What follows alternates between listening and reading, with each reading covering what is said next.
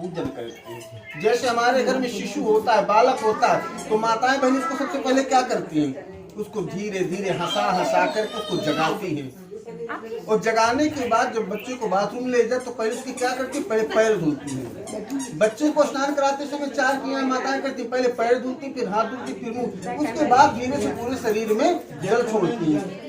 इसी प्रकार से हमें देवताओं का भी पूजन जब हम करते हैं तो पहले भगवान के पैर धुलते, फिर हाथ धुलते, फिर मुख धुलते, फिर पूरे शरीर से भगवान का स्नान कराते हैं। इसके बाद हम लोग क्या करते हैं? जब बालक को स्नान कराते हैं तो उसके शरीर में शैम्पू, साबुन इत्यादि लगाते हैं ना।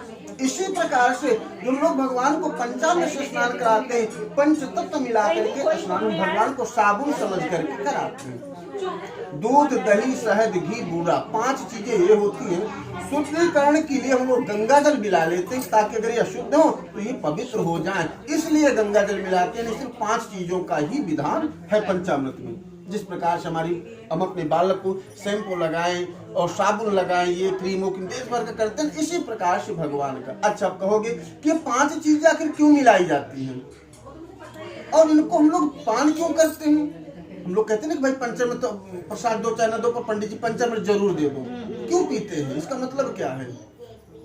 दूध के स्नान कराने से घर में पवित्रता आती है, घर का वातावरण माहौल शांत रहता है, क्लेश नहीं मचता है। किस चीज के स्नान कराने से? दूध के स्नान कराने से। दही के स्नान कराने से घर में सबकी वाणी में, जिह्वा में मधुरता आती है। जैसे दही को ऐसे मारो तो कट जाएगा, फिर एक हो जाएगा, इसी प्रकार से हमारी जिह्वा में, वाणी में मधुरता आती है दही के स्नान कराने से।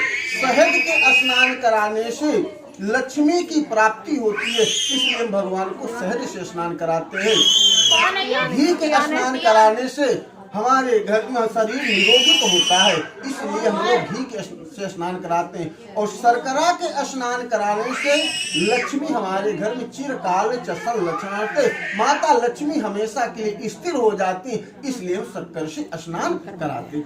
इसलिए इन 5 चीजों को भगवान को अर्पण करते हैं और उसका पान करते हैं कि हमारे दाम्पत्य जीवन में परमात्मा ये 5 चीजें प्राप्त हो।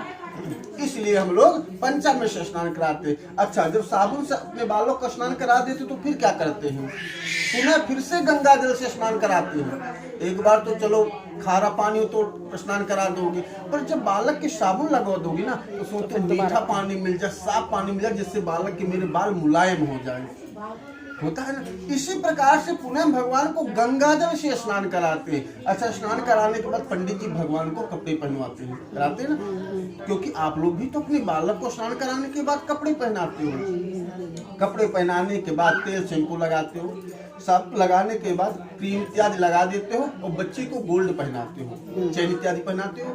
इसी प्रकार से हम देवताओं को जो हार पहनाते हैं ना, ये भगवान का हम श्रृंगार करते हैं। जिस प्रकार से हम अपने बालक को गोल्ड पहनाते हैं, इसी प्रकार से देवताओं को भी हार से सुसज्जित करते हैं।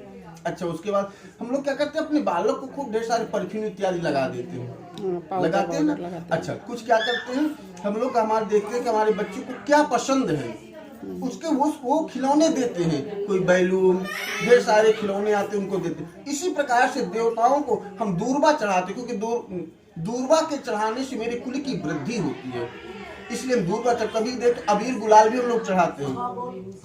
तो भगवान की प्रसन्नता के लिए नाना प्रकार से उनको सुसज्जित करते हैं। अच्छा, सुसज्जित करने के बाद लास्ट में हम लोग क्या, माताएं अपने बालक को जब कुछ तैयार कर देती है तो लास्ट में क्या लगा देती हैं? काला टीका। काला टीका क्यों लगा देती है? नजर ना लगे। कौन सा पड़ोसी बैठा की नजर लग जाएगी? अपनों की ही लगती है। बहुत सुंदर, बहुत सुंदर। इसी प्रकार से जो आप लोग भी भगवान को श्रृंगार करने के बाद पंडित जी कहते हैं धूप दीप से आरती दिखाओ, तो धूप दीप से आरती क्यों दिखाते हो? नजर उतार, भगवान की हम लोग नजर उतारते हैं। इसलिए वनस्पति रसोद्भूत्वा गंधातो गंधोत्तमा, नाना प्रकार की जड़ी बूटी वनस्पतियों से धूप बत्ती बनती है जो मेरे परमात्मा के नजर को उतारती है। अच्छा, नई नई दुल्हन आए और जैसे घर में आए तो नंद क्या करती है? आरता उतारती। अच्छा, आरता क्यों उतारती है? क्योंकि उसको नजर क्योंकि ऐसा नहीं कि मेरी भाभी को किसी की नजर लग गई हो, इसी प्रकार से हम लोग भी अपने घर में जो सुबह शाम भगवान की आरती करते हैं तो अपने परमात्मा की नज़र को उतारते हैं कि ऐसा नहीं कि मेरे परमात्मा को मेरी या किसी और की नज़र लग गई हो तो मेरे परमात्मा कमज़ोर हो जाए, दुर्बल हो गए हों। इसलिए सुबह शाम मंदिर में हो चाहे घर में हो भगवान की हम लोग आरती उतारते हैं। बोलिए पुरुष भगवान की जय।